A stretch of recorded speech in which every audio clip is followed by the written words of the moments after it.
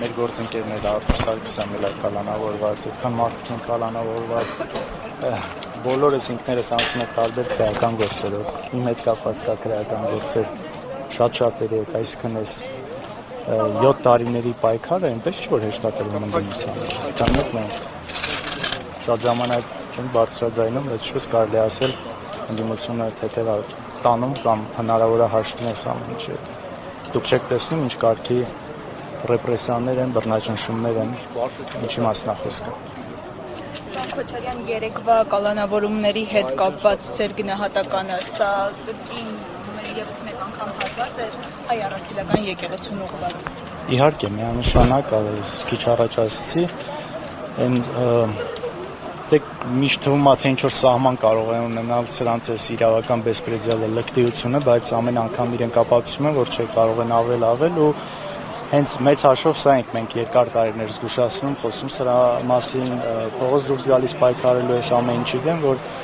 մեր հանրության այն հատվածը, ովքեր դեռևս ինչ-որ հույսեր կապում են այս իշխանությունների, հասկանան, որ սրանք ուղղակի տանում են հայկականության ոչնչացմանը, որի առանցքը եկեղեցին։ Պարոն Քոչարյան, տեսնում ենք ձեզ եկել եք դատարանի բակ, այսպես ի աջակցություն Բագրատ Սրբազանի, երեկ էլ մի երկու օր էլ Սամվել Կարապետյանի դատավարությունն է լինում, բայց կարծես ձեզ չեք նկատել,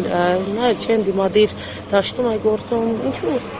ձեր աջակցությունը ֆիզիկապես դատարանի բակում այնտեղ։ Ես եղել եմ շատ տարբեր դատավարությունների ընթացքում,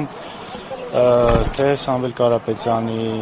թե այս դատավարությունը, թե շատ ուրիշ դատավարություններ, ես օրինակ երեկ ցերեկ այցելել ենք ես Իշխան Սաղաթելյանը եւ Աղվան Վարդանյանը, այցելել ենք նաեւ Բագրատ Սրբազանի տեսակցության, այսինքն մենք այս ամեն ինչի մեջ ենք, եթե ինչ որ միտեղ կոնկրետ մեզնից մեկը չի լինում, դրանից չի կարելի ուրիշ ենթադրություններ անել, մեր մյուս գործընկերներն են եղել են այնտեղ, այնպես որ թիմային աշխատանքը պետք չէ այսպես անհատական։ Տեսեք, ընդդիմադիր դաշտում մի տեսակ շատ խանդով են վերաբերվում մեկը մյուսին, օրինակ ձեր կոնկուրենտ այսպես ընդդիմադիր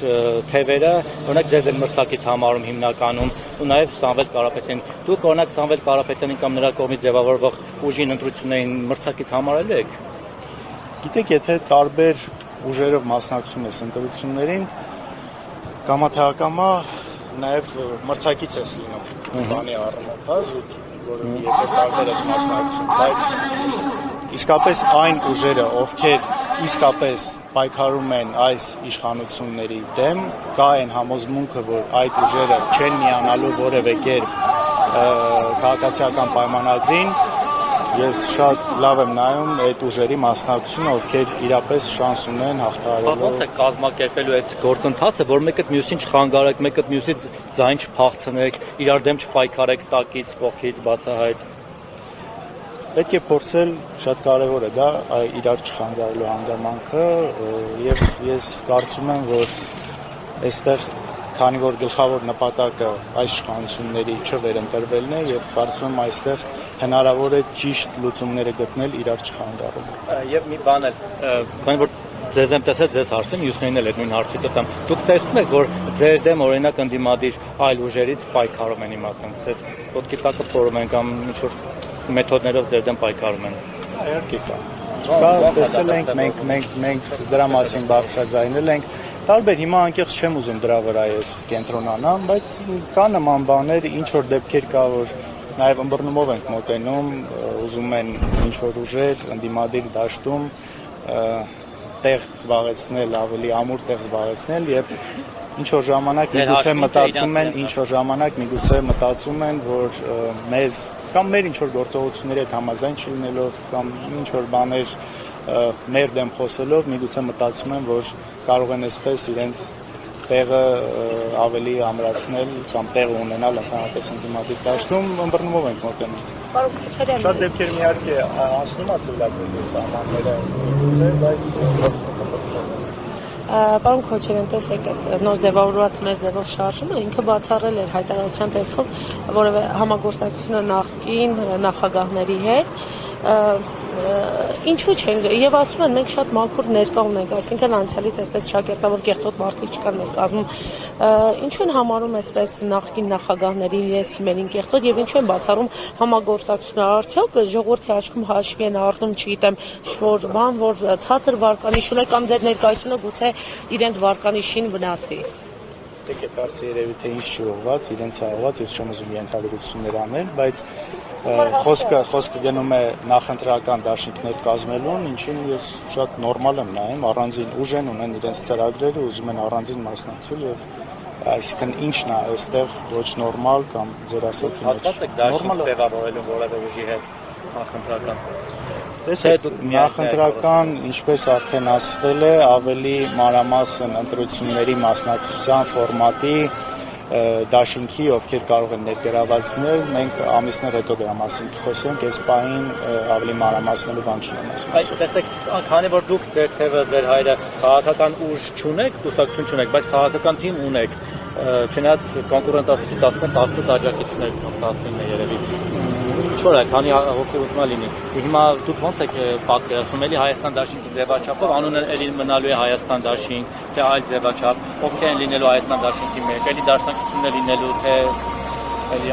ես ստիպված պիտի կրկնեմ նույն բանը ուղղակի, քանի որ իսկապես այդ մասով վերջնական որոշում եւ քննարկումներ չի եղել, այնպես որ մի քիչ անպատասխանատու կլինի իմ կողմից, հիմա որևէ բան ավելի հանրապետական եւ դաշինք հավանական համարում եք։ Ոչ։ Ինչու՞։ Որովհետեւ դրա իմաստը չկա, նպատակը չկա։ Բայց հաջողորդում ես մեղադրում են ժողովուրդ, հա, որ Փաշինյանի իշխանությունից փրկվել ընդդիմադիրների հավաքվելու միասնական լինելու մեջ է։ Եթե նպատակը մեկն է, բոլորի նպատակը մեկն է, ի՞նչ նպատակը։ Նպատակը մեկն է, բայց նպատակին հասնելը չի նշանակում, որ բոլորը պետք է միավորվեն, այսպես ասած, մեկ նախընտրական ցուցակի մեջ։ Ես չեմ կարծում դա ճիշտ մոտեցում եւ իսկապես տարբեր ազնիվ թեկուզ ընդդիմադիր թիմեր կարող են ունենալ տարբեր մոտեցումներ եւ այս մեկ ցուցակում ընդգրկվելը չեմ կարծում, որ որևէ մեկին այս առումով ճիշտ օգուտ կտա։ Իհարկե միավորումներ պետք են, ավելի մեծ բլոկներ են պետք լինելու, ավելի փոքր կուսակցությունները, քիչ վարկանիշ ունեցող կուսակցությունները կարծում եմ սխալ կլինի առանձին մասնակցելը, ավելի ճիշտ է ճիշտ հաշվարկված միավորումներով գնալ։ Եվ նաև ես սոցիալական ցանցերին հետևելով այսպես նկատել եմ, որ մարզեր է գնում, հա, հանդիպումներ է ունենում, եւ սա կարելի է համարել նախընտրական ինչ-որ այցեր է, քաղաքական զրույցներ է մարդկանց հետ եւ ինչ տպավորություններ կան մարդկանց արտագաղթներից։ Եթե հետևում եք իմ սոցիալական ցանցերին, կտեսնեք, որ դա նոր չի, դա վաղուց է արվում, դեռևս անցած տարվա սկզբներից սկսած, նախ անցած տարվա վերջերից սկսած, այսինքն սա նոր բան չի։ Մինչև իմ պատգամավոր դառնալը, եթե չեմ սխալվում, մեր պատգամավորները անում էին այդ այցերը, սա մշտական բան է, որը արվել է եւ շարունակվելու է արվել։